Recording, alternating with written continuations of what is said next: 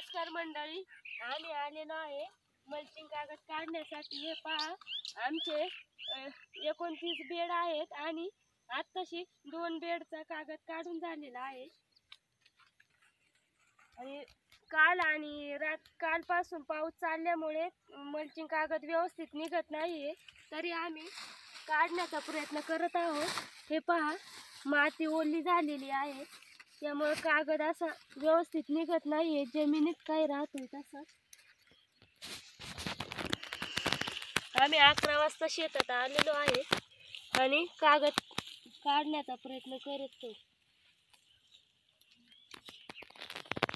हे पहा, आम्ही आता कागद काढून घेतो। धन्यवाद।